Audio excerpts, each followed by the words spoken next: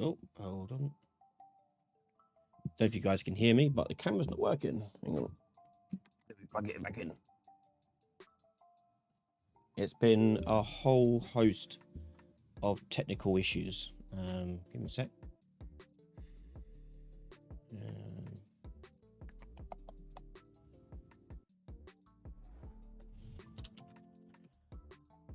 Jesus.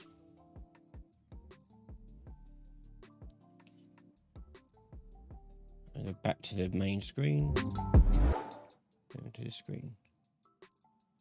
No. Bloody thing. Oh, hello. I wasn't expecting that one. Hang on, let's come up to it. This one. Hey, there we go. Sorry for the slight delay. Computer, I mean, I'm gonna have a fight with my computer one day, because it is ridiculous how crap it can be when it wants to be. So I basically had to restart the whole computer, had to get it going, and problems. I don't even managed to open up Unreal yet. Hold on. Apologies. let's adjust that a little bit that way. There we go. Hopefully everyone's doing okay. So sorry, it's been a while since we've done this because of various reasons. Namely hospital things for children, or son more so than anything. But yeah, but thank you, Hearts in the Wild. How's the health of me and the family? I'm personally okay, a little bit of a cough still, but my son is the one who's really suffering at the moment. He has like a arthritis basically, and he needs to take this medicine which makes his immune system basically zilch. So every little bug he gets ill with it. And so for the past month, he's had like chest infections and fevers literally every day. Most nights he comes in and wakes us up at middle of the night. Last night he woke us up at 3 a.m, threw up in our bed. Not the first time. Yeah, he's really suffering. Bless him. So we're going to try and keep him off school for the rest of the term until January, and see where it goes from there. But it looks more like it's going to be heading towards like homeschooling type thing, just because he is so sick all the time. But yeah, literally catches every single bug. Yeah, it's hard going for him, bless him. And hard going for my wife and myself, obviously. So thank you everyone for their patience in me trying to catch up with things and talk to everyone. It's definitely been an emotional week, or emotional month, or whatever, how long it's been. But yeah, we're doing okay. We're mucking through, we're getting through it. But yeah, I don't know how I get so much crud on my monitors. Does anyone else find they get like rubbish on their monitors, just like splashes of stuff on it? I don't know what the hell I'm doing. Anyway, just killing time basically until Unreal loads up. So hopefully everyone's doing okay. So what is the best method you'd recommend to learn Unreal as far as third-person game dev? By subscribing to the Ryan Lady Games channel. No, honestly, I did a live stream a while ago all about how to get good at Unreal. I do recommend following that. It does go through some Unreal specific things, but it's pretty generic really to all game engines. So if you wanted to learn how to get better at any software, especially Unreal, there's some good tips in there. But it's all more about like changing your mindset to how to get better at game dev and how to get better at Unreal. So yeah, definitely check that out. It's a great resource and people really liked it. And if you haven't watched it before, I'd recommend doing so. Still waiting for one to load up. So this is question time for those who don't know. This is a time for you to ask any question you like, and we go through and answer them as best we can within the hour that we're here. If I don't catch a question, feel free just to put it in chat again, and I'll try and catch it the next time around. This we'll see how it goes. yeah, we'll do another question time next week as well, and then that'll be the last one of the year. Then we'll take a week off after that. So, yeah.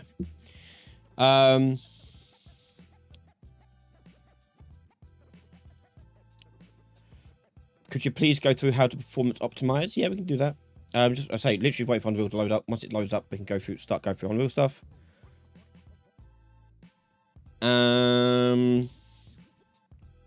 After watching a platformer stream a few weeks ago, I was wondering how would you go about doing some sort of ledge grab. So if you want to see how to do ledge grabbing, I've done a couple of videos about ledge grabbing before. It's the same sort of concept. You do like load of traces in front of your character to determine where a ledge is, and if they do, then you change them into flying mode. I'd recommend checking out those videos first and foremost, as I'll give you an idea of roughly what kind of things you need to do. It does vary slightly based on what kind of animations you have, like basically where the arms are. So if it's like this versus like this, it changes what you're doing. So it does matter a little bit there, but beyond that, I use that to really start off like that. Matt Aguilar, what GPU, CPU do you use for your Unreal workstation? So my workstation, that's the wrong screen. Why is it doing that one? Hold on. It's all going wrong. As I said, the computer is doing weird stuff. Why are you picking that? Screen 2. Done. That's not what I want. Hang on. Screen 1. Screen 2. There we go. Yeah. So, some other quick questions before we go into some bits. Any news on the FPS RPG revamp? Funny enough, yes. Tonight I'll be starting to re-record it. So we'll be recording stuff today. And hopefully get some out before the New Year's for Patreon members. Do you ever get hired as a contractor or anything, or do you just do your own thing here on YouTube? I do. So I'm also a mentor for CG Spectrum, so they hire me to mentor their students over there. I'm also a consultant and trainer for a number of studios. I am also a contractor for a number of jobs. So last year I've done about 3 jobs, worked on 3 games for people. Currently I'm working on an MMORPG called Abyss Online. So I'm working with the guys over there a little bit. We're going to ramp that up a bit more and do a bit more with them. I also work directly with Epic Games for a number of contracts for things that I can't talk about, but I work for them for some things. Yeah, I do a lot of other bits and pieces, including my own stuff, obviously. Go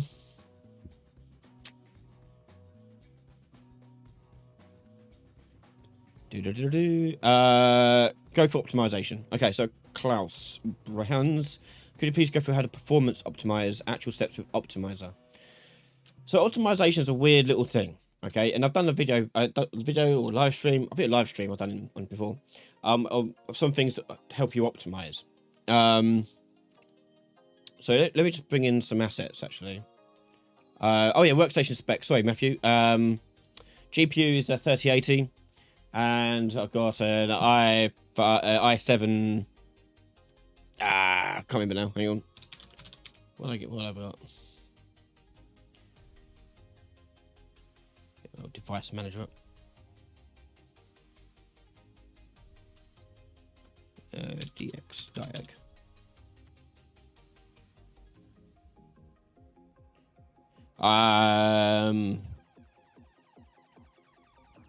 11700, 3.6 gigahertz, 64 gig of RAM. You know, decent stuff. All fine.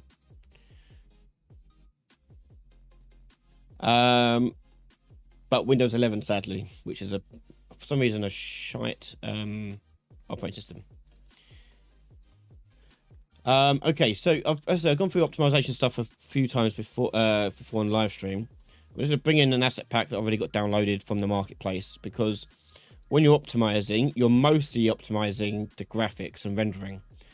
A lot of people freak out about optimizing code base and stuff. Like, yeah, that's optimization in there, but most of your gains are going to come from render stuff.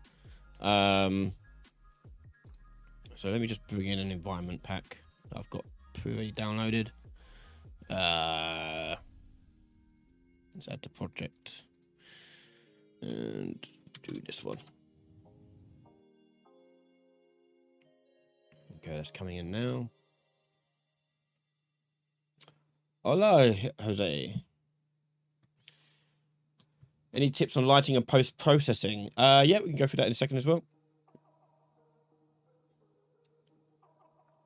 Frosted, I have an issue when I'm using an advanced input action, it doesn't register in certain levels. So you want to make sure when you using the advanced input action system, you are registering the mapping context every time you change the level. Because if you change the level, you're changing the controller essentially. So you need to make sure that that controller re-registers the mapping context every time you go into a new level. Oh, Unreal Insights. Oh, we can't do that now. So for those who don't know, Unreal Insights is a thing you can run at the same time while playing a game. And when you play the game, you'll get a load of data back from your Unreal Insights tool. And it gives you a lot of information about the gameplay at various points. We can't do it right now, obviously, because I need to make a game and play it and test it with Unreal Insights to show you this. But if you want more information, do check out the documentation. It does do it quite well. The official documentation, that is. But yeah, you just you run it and you enter a command and it'll run Unreal Insights in the background, and it basically records the data being spun up in there. So I can't really do it right now, unfortunately. It's not really conducive to a live thing. Don't know how to actually drill down and find the problematic things with it. Always end in dead end, it seems. As I said, most of the time, optimization issues are to do with the environment, like rendering of it. So, like, if I go to this one, for example, this one's from a marketplace, and the reason why I picked one from the marketplace is because typically marketplace assets aren't optimized, so you do need to go into mess about with that.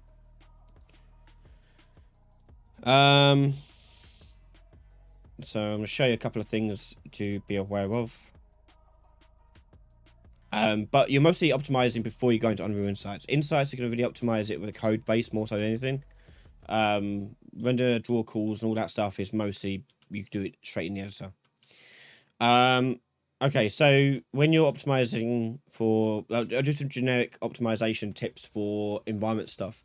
As I say, this is the biggest bottleneck for most problems that you see in these things. So in Unreal 5 especially, interior lighting is usually a problem. Because lighting in Lumen is quite taxing.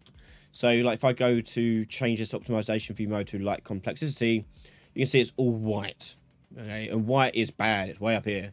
And that's just because Lumen isn't very good at doing interior scenes optimized very well. It's very good at doing external scenes, exterior scenes with like a single light source. But as you see, this area's got loads of light sources in here. So lighting can be causing a big problem with this thing. Now, before you go ahead, you can turn off Lumen. So for my game Mimic, I turned off Lumen because it just doesn't need it. So make sure you're asking yourself the question whenever you're working on your environment, working on your game, before you're optimizing, like, do you actually need some of the things that you're using? Chances are a lot of these things you don't need. You don't need to worry about. So like, for example, reflection maps, you don't need to have Lumen reflections probably. You can probably get away with just screen space reflections. Or if we want to go cheaper than that, reflection captures if you want. But let's go through a few things you get from the marketplace and how you'd actually optimize them. So the biggest culprit you'll find in these sort of asset packs is the texture sizes. So if I just pick a random texture, let's go actually bunker, textures, and pick one of these, okay? So let's go to this concrete light pack here. So this whole texture here is a 2048 by 2048 texture. It's a 2K texture. And it's concrete tile BC. So it's pretty well used and probably used quite a lot across the map here. If you want to see how well used something actually is, it's probably this thing I can see here. You can go into Tools, Audit, and do Statistics. Yep, that's it. And you can change it to texture stats, and you can see what kind of textures are taking up the most memory.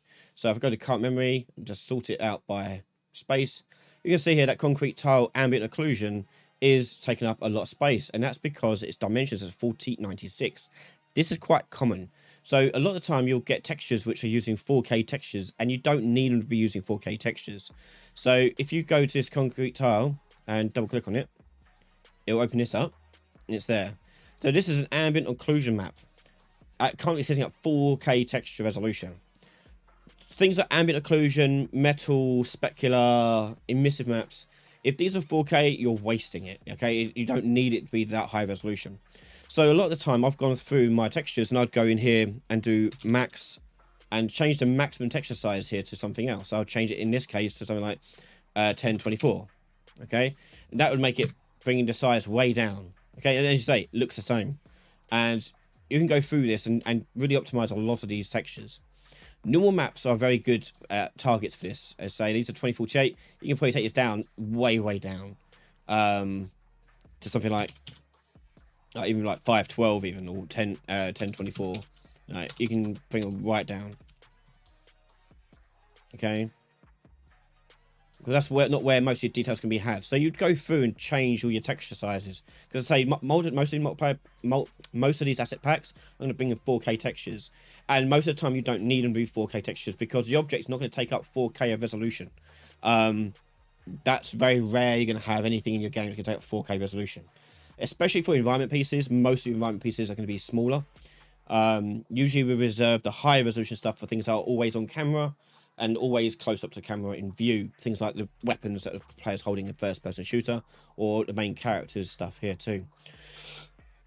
So do mess about looking at that, looking around at all these textures. As I say, it's things like this ambient occlusion map here. This does not need to be 4K. Yeah, there's no need for it to be that detailed. Yeah, especially when you think about what kind of monitors you're playing on, what kind of resolutions you're hitting at. Chances are you're never going to see enough detail to get that high. So that's the first thing. You just go through and you can see what kind of memory they take up. Obviously, the more memory they take up, the longer they are to load, the more they've got to stream, blah, blah, blah, blah, blah. So you can use this to help you sort out what you need to do. And you can see what kinds of are the worst offenders, because, say, for example, this T-Staff RO is used in 406 actors. That's a lot of actors. But you can see here, the current dimensions here, 2048. It's been pushed down from 4K to 2048. And its current memory is at 5K resolution. So that's not too bad. But you'll find one of the worst offenders in here, it's not going to be in this map, are like HDRI images. So things used for like skyboxes, things like that, are usually quite bad for this. And you'd be surprised at how often you find these sort of like really high textures samples that you don't actually need. So for things like MetaHuman, for example, you'll find that the eyeball has like 3 or 4 8K textures in it. Obviously, it's an eyeball. You're not going to see that up close. You take them out, work your way down, all that stuff. So you can really clean it up and really optimize it there. That's where you're going to save a lot of your time. Another thing you can do as well is turn off shadows for a lot of things. So if something like, for example, like these floor panels down here, I could go into this mesh and tell it not to cast any lighting on it. So cast any shadows on it, sorry. So just turn cast shadows off. And then you see nothing happens because shadows are behind it, underneath here, which aren't seen. So a lot of the time you can go through and actually turn shadows off on a lot of this stuff. So it doesn't cast any shadows on anything else.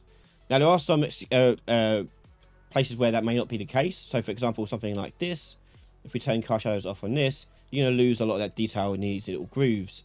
So it may not be the case for all objects, but you can get away with quite a bit.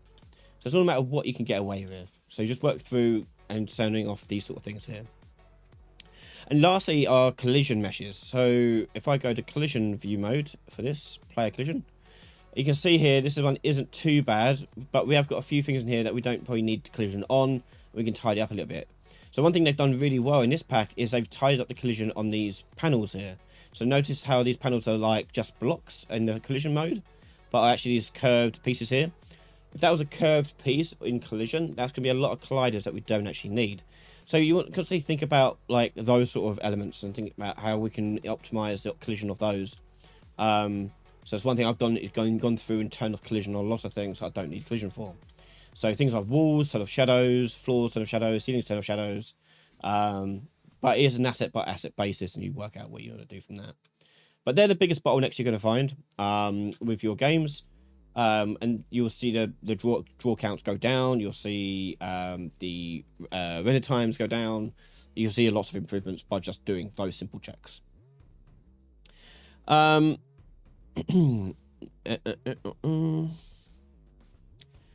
What is a technical Unreal? This is for NJM. What is a technical term for replay at a high level? How is a replay system made? Do you mean a replay system? I'm guessing that's what you mean, a replay system. So there is a replay system actually in Unreal. I've never actually used it, so I'm not entirely certain how it works. But generally, replay systems where they work at a technical level, generic technical level, is that they are buffers. And so it constantly writes this buffer what it's rendering, and it stores it in like very short-term memory, and then it can replay back those render commands to showcase something in a level, what's going on. That's generally what's going on. But apparently there's one in here. I've never actually used it, because if you go to any actor, you'll find it in here. I should really look it up and mess about with it. Where am I going? If I go to... Let me go back to my third person map. Go into the character. Yeah, so over here you got a replay system. Yeah.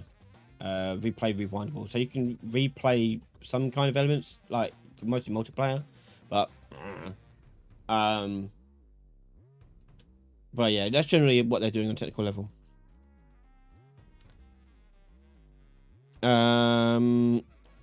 Tobias, your opinion on the finals and the day before? I haven't played either of them, and I haven't seen much of the finals, but I've heard generally good things about it. Day before, obviously, made big headlines, big news. A game coming out under delivering what it promised, and kind of smells a bit scammy. So situations like that happen because a developer who's been working on a game for X amount of years, whether earnestly or not earnestly, they've got some investors from either crowdfunding or private investors. I think they had some private investors, like maybe the banks and things like that, and they were due to pay back these loans that they've got.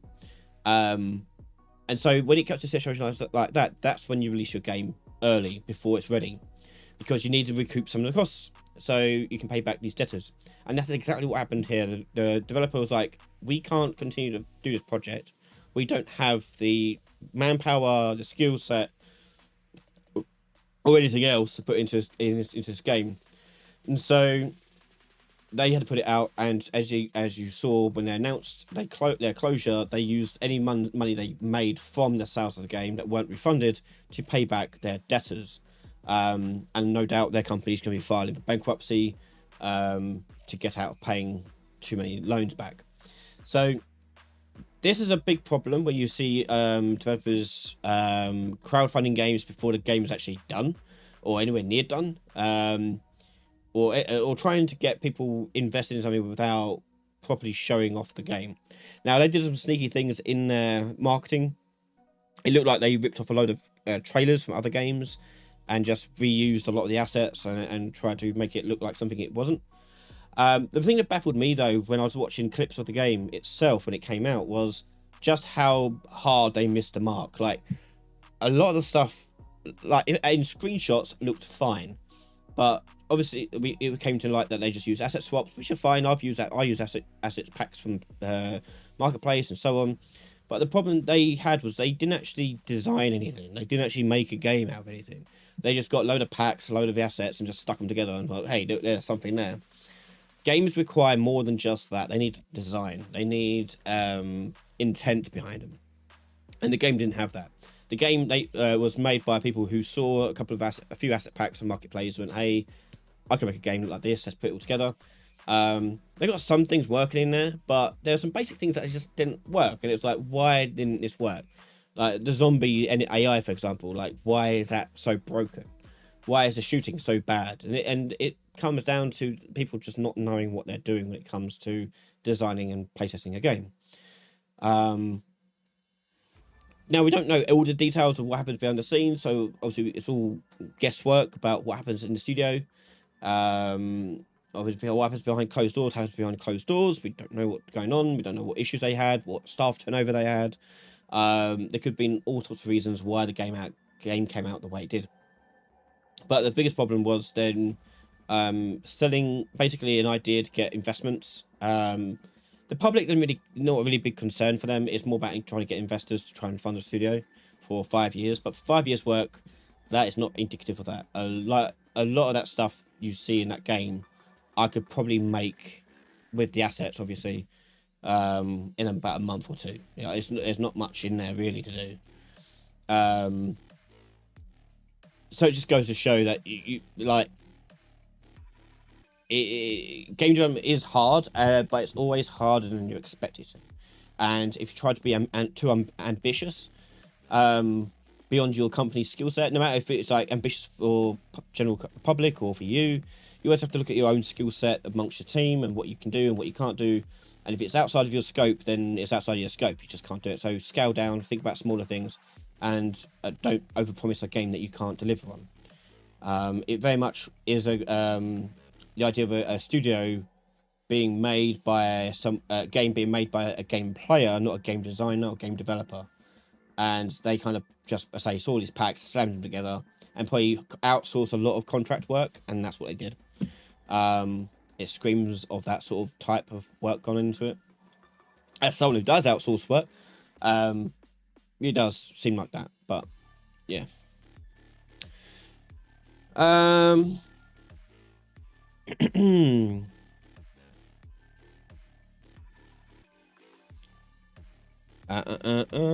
Next up, we got how do I cast to the player controller from a widget from Frosted.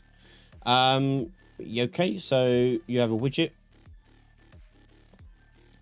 and you want to cast to the player controller from a widget. It's the same as anything else. You just do get player controller and then cast to your player controller, wherever it may be. Yeah, well, obviously I don't have a player controller, but you cast to whatever player controller you want to do. Yeah. That's it. I'm gonna guess though, since you're answering the question, I'm gonna hazard a guess that you're asking in terms of multiplayer. Widgets that are added to your viewport cannot be replicated because it's added to your viewport. So if you want to get get all the player controllers and reference them inside a widget, you can't do that because you don't have access to all the player controllers, and they don't have access to your widget and don't have access to your screen. So you have to work around that by using player states to help transfer information across from clients to clients. So yeah.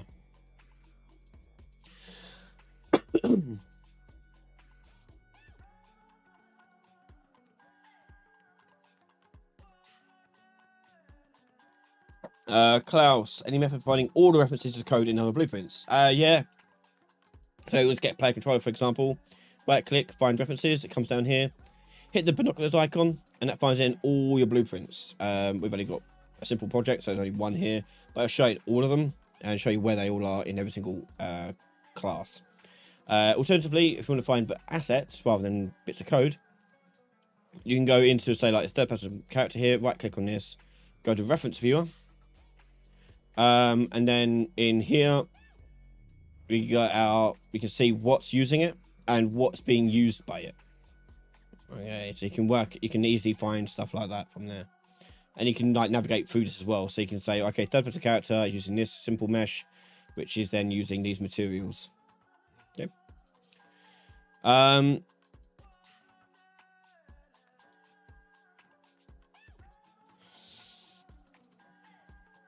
Well, did I get a note saying return value is already a player controller? You don't need to cast a player controller.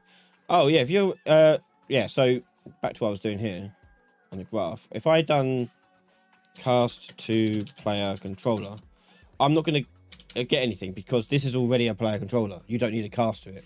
You can only cast. The only reason you cast is to go from a parent reference from this pin to a child reference. So you want to convert it down to its child reference.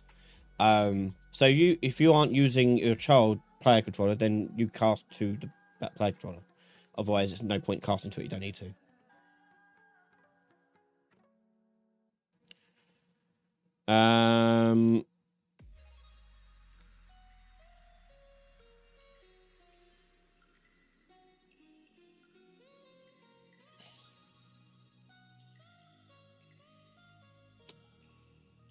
Okay, so Amart. Hey Ryan, I have a widget menu. I'm guessing that's what it say has edit button and a blueprint response to edit. I want to make an event dispatcher when clicking on the button fire event in the also edit. How to implement it in VR. Okay, so in your widget, if you're doing a VR game, you typically aren't making widgets in the typical sense. Like, you're not making a widget and adding it to viewport.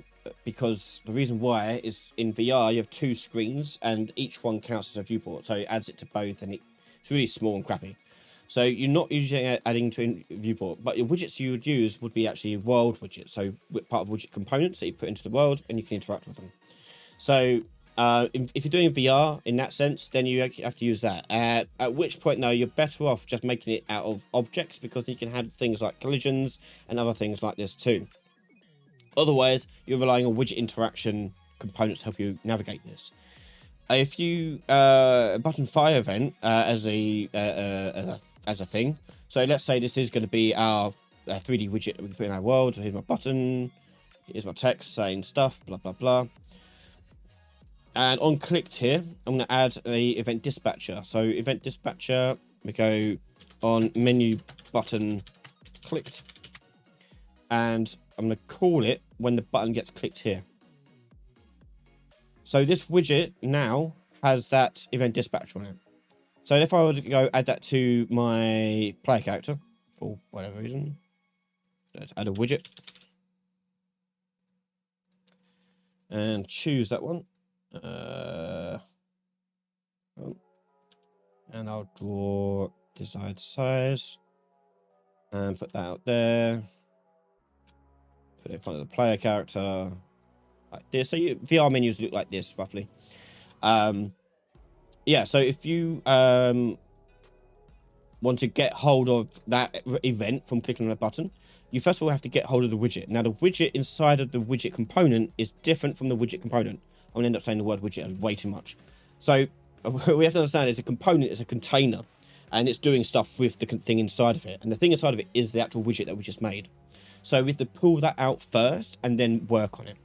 So on my event graph, I'm going to go, or construct a script, either one.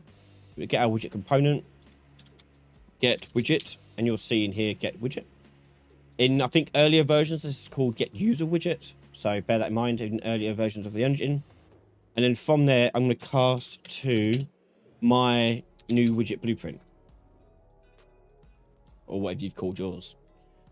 Okay, and then there, I'm going to promote that to a variable. Now, I've got a reference to it on my event graph. If I go down to my reference to as new widget blueprint, you can see here now on the right hand side, my event dispatcher for on menu button clicked. I click on that, and that's going to create an event. So when that button gets clicked on, this is going to call that event there. So now I can do whatever I want code-wise here. The main thing you need to remember doing is getting hold of the widget inside of the widget component. The widget component is a container. You want the thing inside of it. And that's what we're doing here on the construction script, getting the reference to it. And once you've got a reference to something, you can call any event dispatcher over here on the right-hand side. You can just click on there and add an event for it. Same for like any other of these things as well. Like, you go down here, you can see like if the component's activated, you can make an event happen for these sort of things. Yeah, you can do quite interesting things with that. But yeah, there you go, event dispatchers.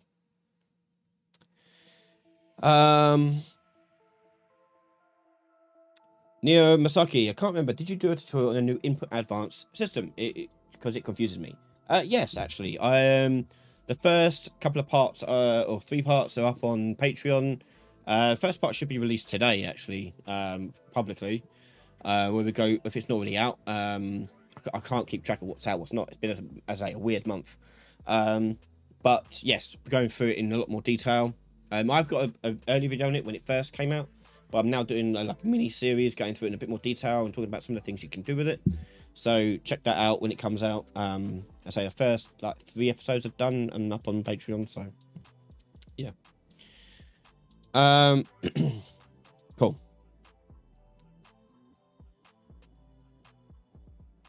QWERTYcast is asking, do you have a recommended multiplayer workflow?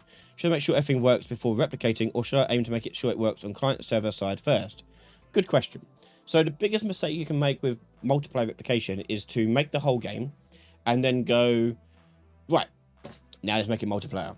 There's no magic switch for multiplayer. There's usually a lot of other things you need to consider when you are doing multiplayer.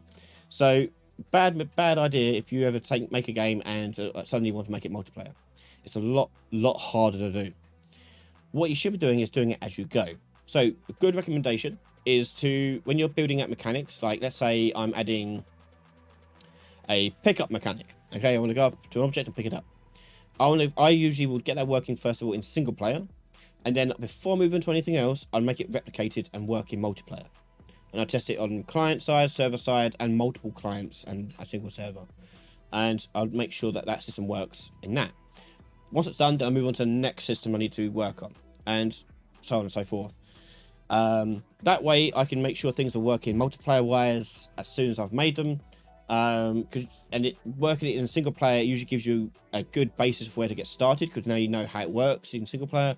You can easily, have an easier time separating it out into more events and functions that you need to have with multiplayer. Obviously, multiplayer, there's lots of things to learn and know about and be aware of, which I've done some videos on. I've done a live stream about Mimics multiplayer replication optimization stuff. So check out those things if you want to see some tips on how to do that. But yeah, for the most part, that's what you're doing all the way throughout.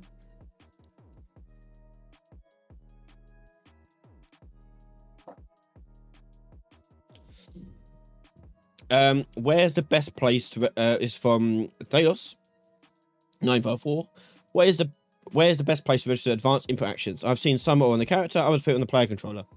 Ultimately, it really doesn't matter too much as long as it's done at the start. The player controller is useful because it spawns it at the start of the level and doesn't go away until the end of the level. You can't destroy the player controller, but you can destroy the player character. So some people prefer to do it on the player controller, as that usually comes first in the system.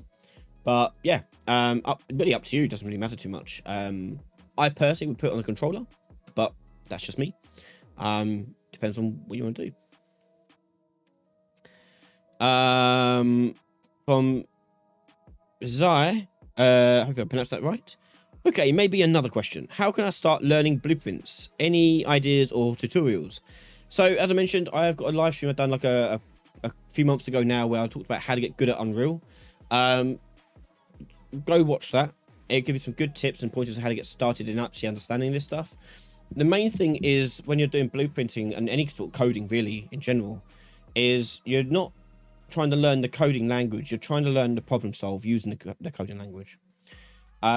You can never learn every single node, you can never learn every single variable, you can't learn every nook and cranny of the engine. You can try, but you won't. Like, I don't. But what I can do is I can problem solve. So I can take the pieces I do know and come up with a solution. And that's essentially what you're doing as a game developer, as a programmer in general, is you're coming up with solutions with the content you do know about. And if you don't know enough, then you're going to have some harder times, and it usually involves you doing some research and trial and error to figure things out. But if I'm like want to learn something completely new inside of Blueprint or in the engine at all, like a new tool, I'll usually just mess about with it, try and break it, try to see how it works, see what numbers do. So like if I go to the details panel, I'll go, oh, what does this tick box do? Tick that, untick it, and see if I can spot a difference of what it does. And that's how I'm learning what these do, as well as it telling me in the tooltip. Sometimes it's not that clear, and you may want to go through and explain it a bit better. Thank you, Amart, for the donation. Thank you so much. Very much appreciated. Thank you.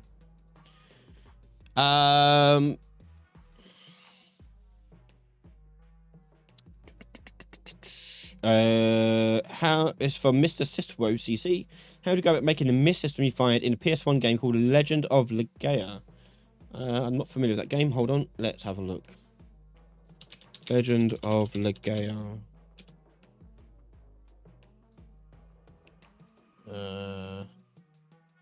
Mist.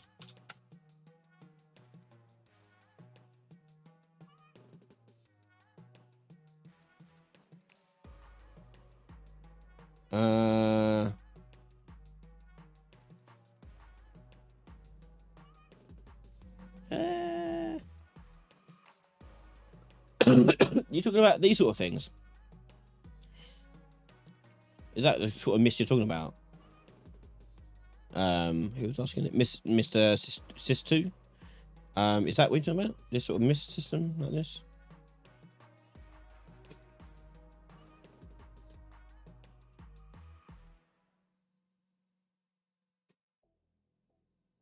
Elijah Jess, are you going to add a video to your AI series where you can show how to make it compatible with multiplayer? I'm having issues. What issues are you having? Because it should work just fine, because the AI should be spawning via the server, and the server's in control of the AI, so their controllers on there doing their own thing.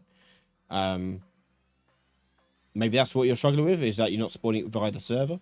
But yeah, let me know what kind of issues you're having, because it shouldn't cause any issues.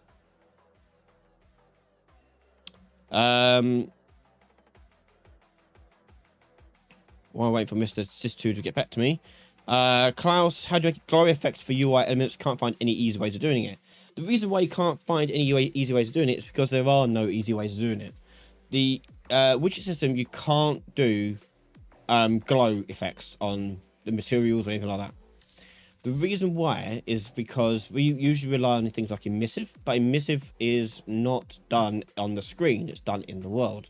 So you can't use it for a screen-based widget.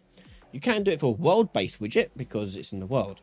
So, for example, I could go to this widget here and make a glowing material.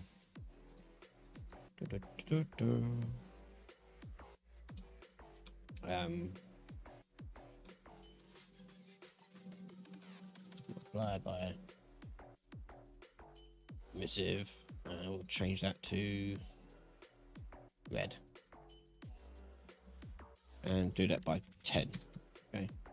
So I could do that here, and I can apply the material to the widget in here and put it through to that. Oh, we can't do it. I have to do it in. I don't think you can do it with this one. No, you can't. Apply. We don't want to use the change the domain. We want to keep it in that domain. But then in the character, this will glow in the world. I think it does. Bit hard to see. In darkness. Yeah, there you go. It's glowing a bit in the world. You can see the glow happening on the bit there. So you can do it for in-world widgets, but you can't do it for on-screen widgets, because on-screen widgets are rendered on the screen, not in the world, like the emissive texture is. So the way around that is you have to make it a texture as part of the glow.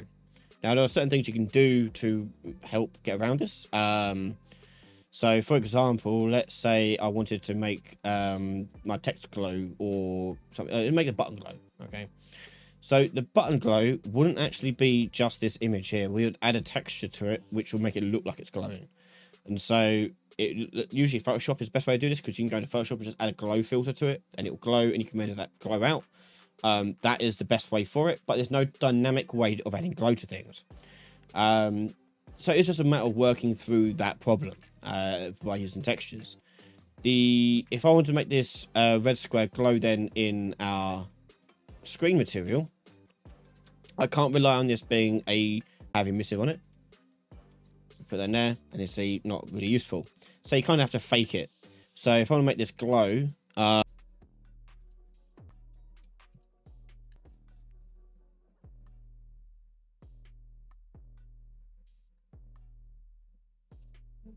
something like that. Ish. But that is all you can do. You can't. There's no way of doing it with an emissive. Mr. Sister, the mist covers a world, and a tree you go to removes the mist up to a set distance from the tree. The mist outside the tree has no mist. What?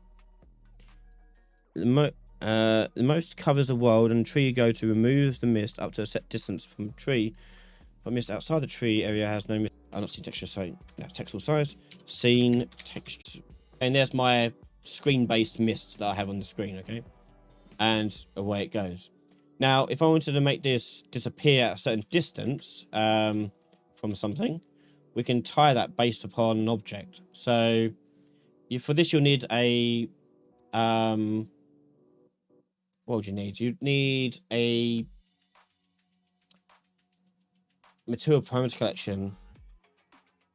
So I haven't played the game, so I don't know what system they would have done, but you could do it with material parameter collection and do like NPC mist, and this will have a vector in it which will indicate whereabouts in the world it should be clear from mist. So we'll call it clear, and that'll be a vector. We save that, and then in my material we'll go to mist pp, and in here we're going to get our parameter collection, topic collection. Okay.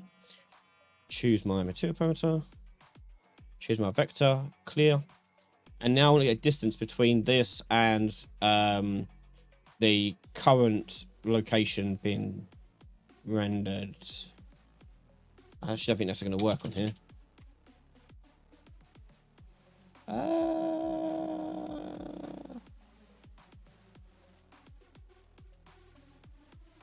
Nah, that's not going to work, is it?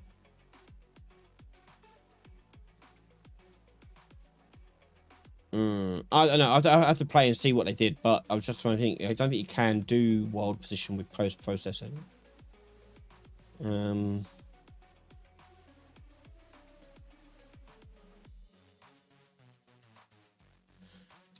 Because you can get this distance here, and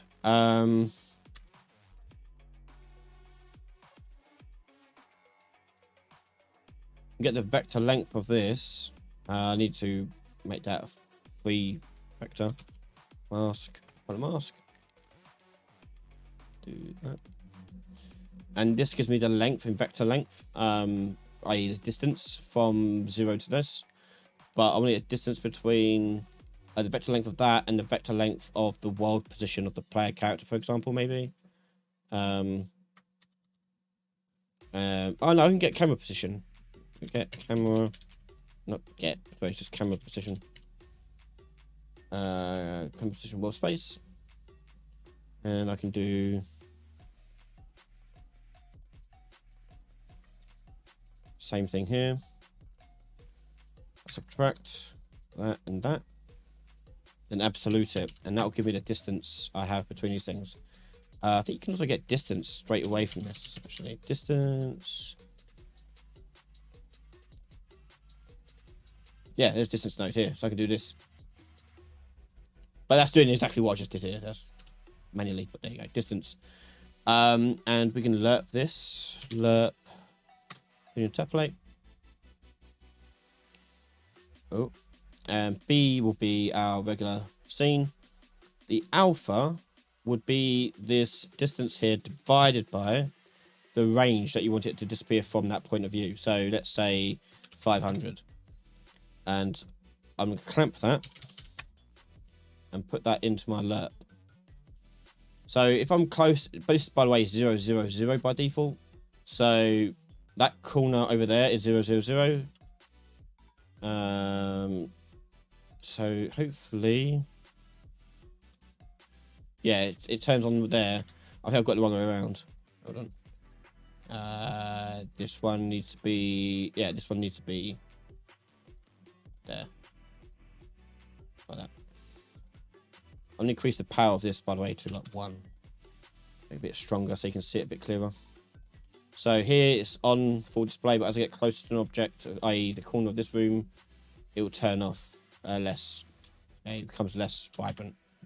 And if I increase that a bit more from 500, we'll say 2000.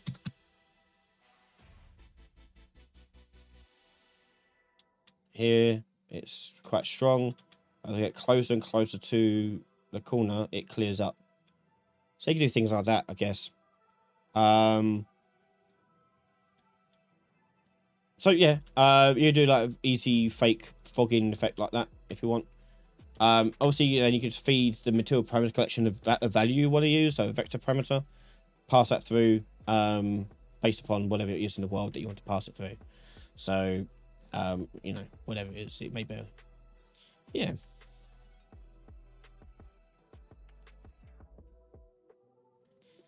Yeah, it's kind of an interesting look. Is it sort of this effect that you're looking for, Mrs. 2?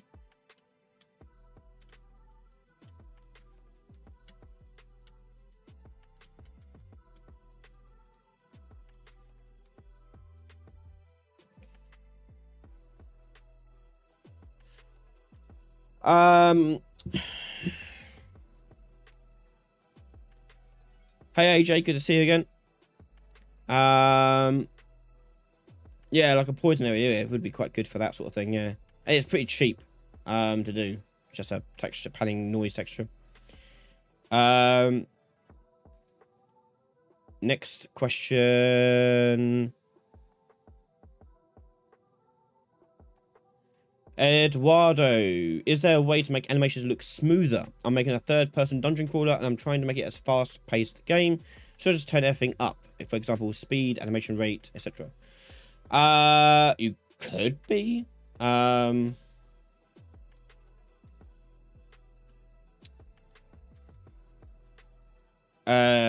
yeah. So, really could be okay.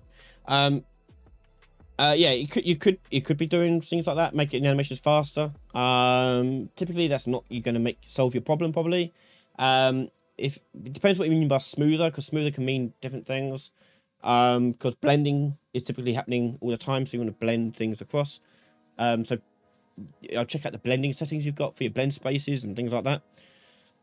As well as the animation blueprint, check the blending that's happening there. There's a thing as having too much blending.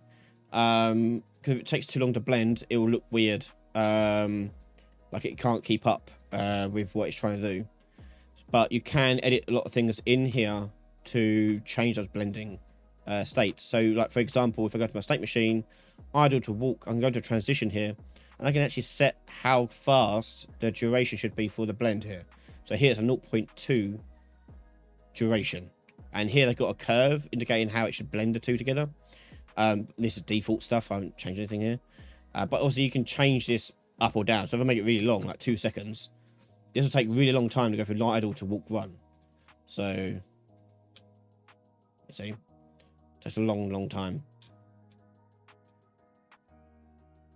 So you mess about with those settings maybe. I say it depends on what you mean by smoother and what could be the reason why you want to make it smoother.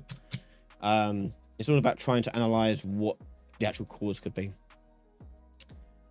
But a lot of the time you'll find a lot of games will actually cut frames out more than add frames in. The reason why is for, like, if you're doing action-packed stuff, like doing combat, they'll usually cut some frames out to make them look a bit more punchy. Let me get rid of this damn misting. If I bring in like an animation here, I can show what I mean. Pardon me.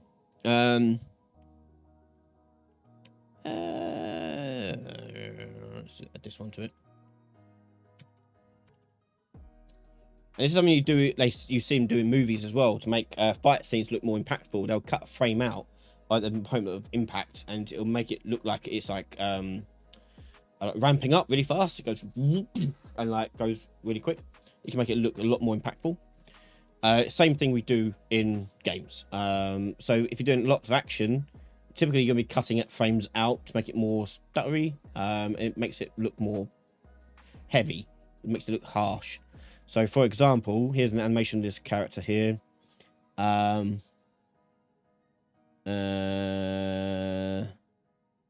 Attacks. So here's this one here. Okay, so we got that. I'll find a better one. Swing. Yeah, so that is like really smooth movement of the character swinging a sword. But you may want to stylistically cut some frames out of this so it looks more impactful. So it cuts from there to there in like one fell swoop. And so what you could do for this is you can edit the keyframes here and remove certain keyframes. So if you I forget how you actually can you actually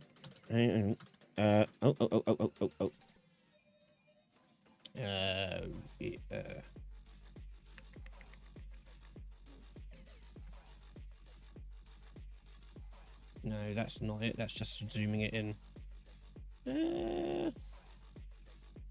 I've forgotten how you cut frames from this thing. Oh, you can take it into sequencer and edit it there, but I wonder if you could do it from here.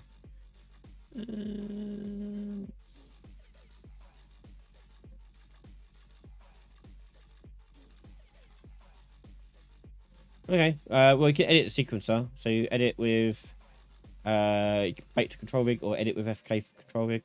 Edit, sure. And here's all the frames for it. There he is.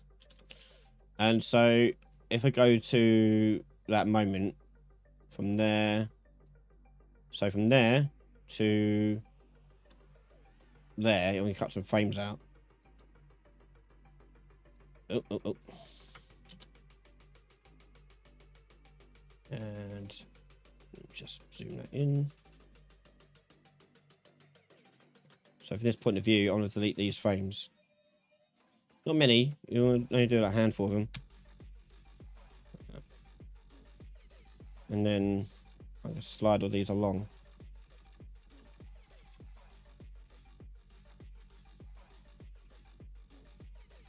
Like that.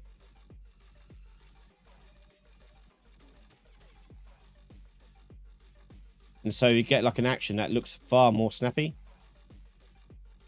You see that extra like velocity he has in his hit? You can do a lot of that. And furthermore, you can edit this in the curves as well, make it more snappy in the curves.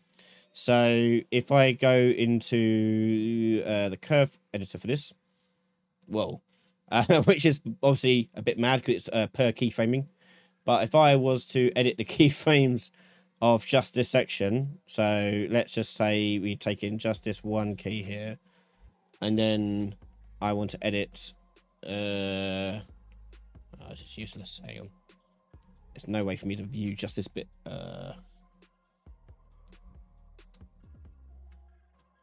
It's nuts. You may want to reduce the keys when you do this, but bugs. You can make the curves not curvy, and they'll like snap rather than change. Yeah. So as you can see here, that already kind of happening over here. This is roughly where I've made my change. So you see that keyframe there, and it goes straight down. That means there's been a harsh change in it. And if I wanted to, I can right click on this and I can go to constant, and it'll snap it like that. So it'll be staying still and then snap to the last location. I ideally want to do that with the other one, but God knows where it is down there. But that made a constant change, so when it gets to here, it stands still and then snaps whatever bone that was I just messed about with. But you get more velocity in the hit. Okay, so you can do some fun things like that too.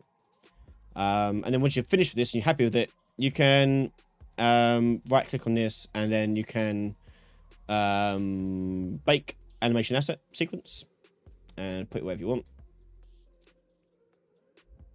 Export. And there it is. And there's my new animation I made with the snapped. With a far more interesting sort of impact note on it. Yeah. And you do this in films as well. You do it like anything to make your action look snappy. And you'll see in like a lot of games, what they'll do is they'll go like, and then stay there for a bit, and then stay there a bit, like, and like that. And it goes really quick. And we keep the player hanging there, so they give them time to react to a combo attack. They're going to go, and then whip round, and then back round, like this. Yeah, that'd be fine. Using another editor to edit animation, reporting is probably easier. Yeah, it probably is. If you're ever going to do what I just did, when you edit with FK Rig, and it gives you this option, take to reduce the keys. It makes life a little bit easier.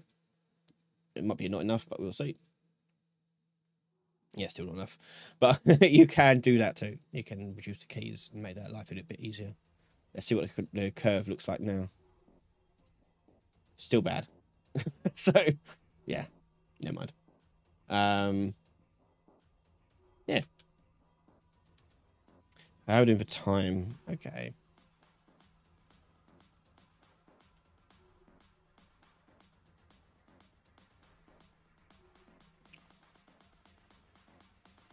Ether, good to hear from you. What resources you use to master Unreal Engine? Nothing really. I just messed about with it myself. I just messed about with it. I came from a background of programming and other game engines as well, so I had some background knowledge coming into it. So and it's literally once you've learned one game engine, you can learn the others pretty quickly. So before this, I was probably most proficient at Game Maker Studio. I was really good at that.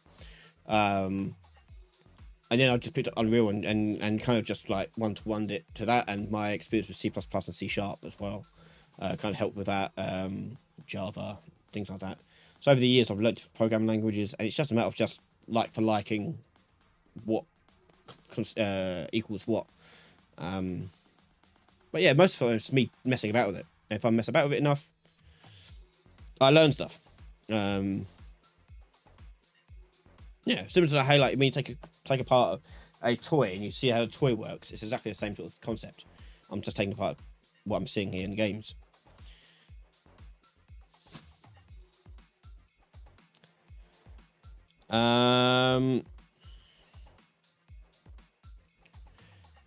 Stephen Kent, how would you bypass the Starfield loading screen game design when making an open world game? What do you mean by the loading screen game design? What do you mean by that? I played Starfield, but I don't know what you're referring to. You're doing just like a loading screen? How to avoid a loading screen?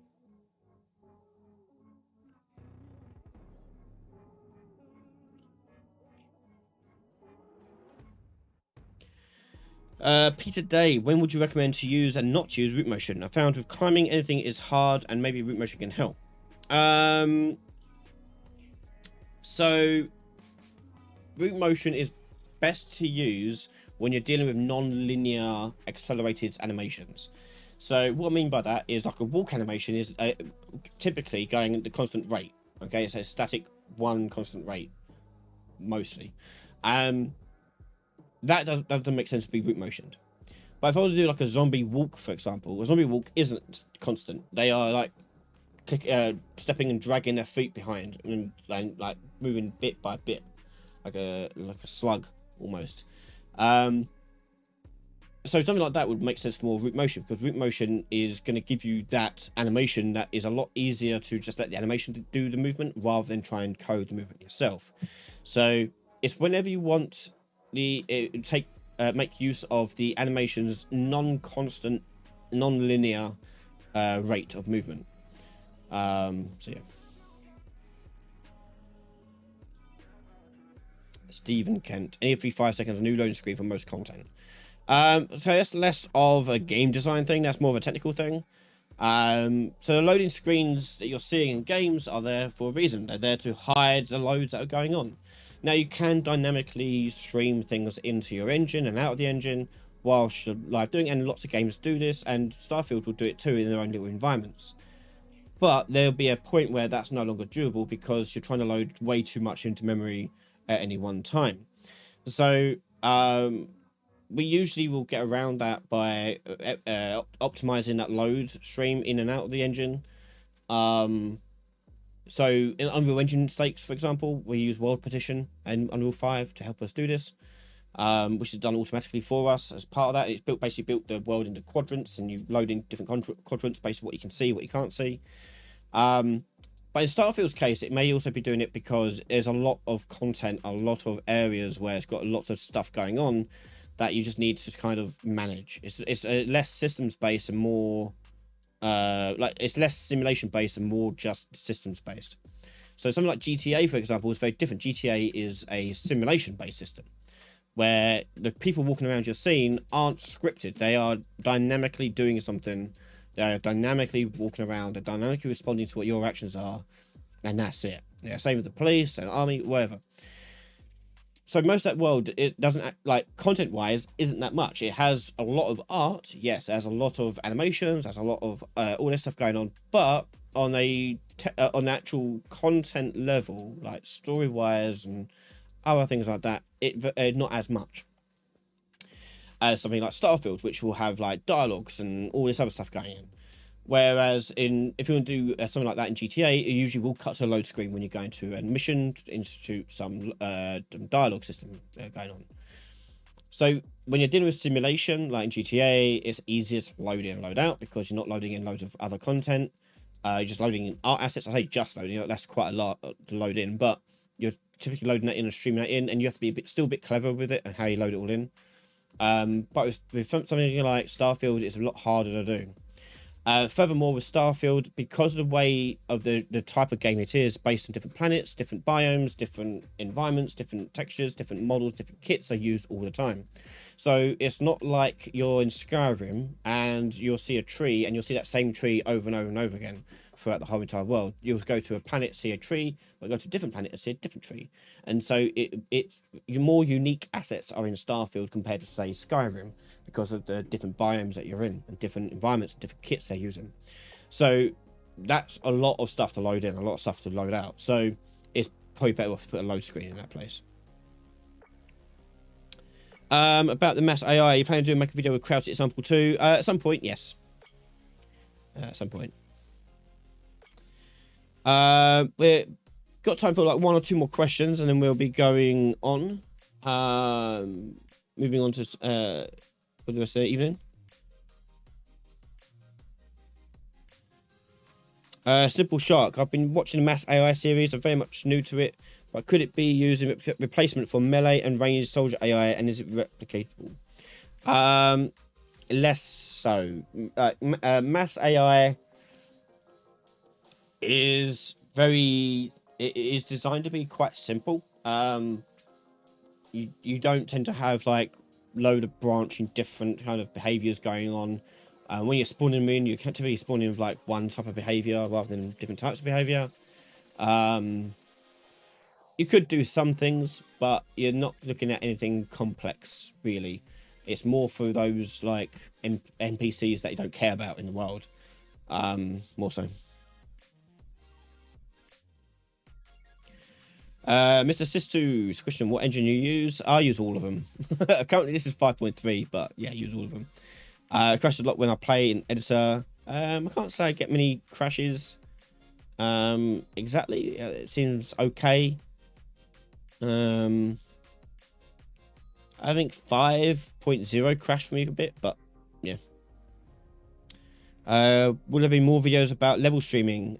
Possibly. It's not a major thing, but as I said, it's handled automatically for you quite well in the world partition system. But there may be some things in that when we go through like more open world design, talk about how to design open worlds and what things to consider on a technical level. But yeah, that'll come later at some point. I don't know when.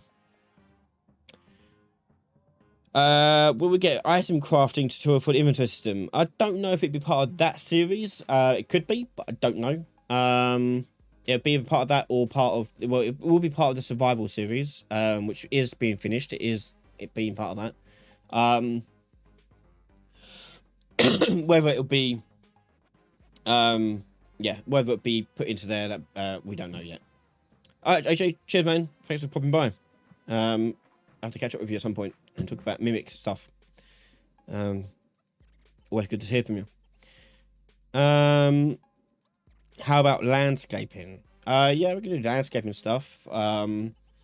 Can't do, obviously, right now, not much time left, but I could show you one cool thing that people don't do enough of. So, in your landscape, let me go find one, actually. Hang on.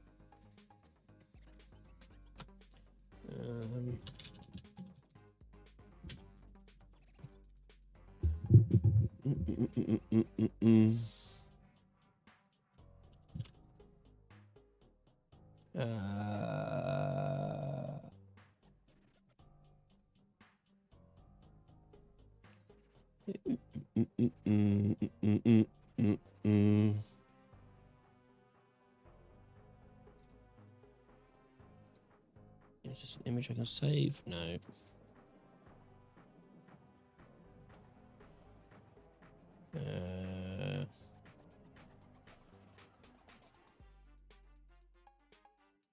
Save this. So if I bring in this texture here, I'll show you what I'm talking about.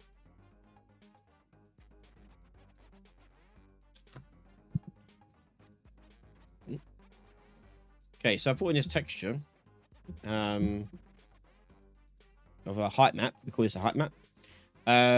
Now, you may be familiar that you can make height map based landscapes just fine. But let's say we started with a flat one like this. One thing that's a good idea to do when you're sculpting is change this to the alpha brush. And then choose the texture from here. So I'm going to plug that into there.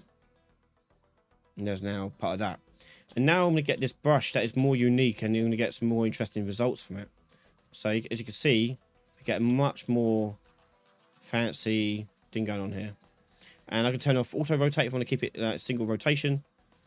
And we can get some nice mountainous design really easily by using these sort of alpha brushes to help us. And yeah, we can rotate a bit more. I can do the veins of the mountain. Oh, hold on, it's frozen. Yeah. So by all means, mess about with using brushes here to help you build out your environments, so your landscaping. It's something I don't see a lot of people use, but it's a really great way to make more natural looking landscapes. Rather than relying on a simple circle brush, you can use a pattern brush instead. Anyway, I'm going to end it there. So thank you so much, everyone, for coming by, and thank you for your patience for missing a couple of weeks here and there.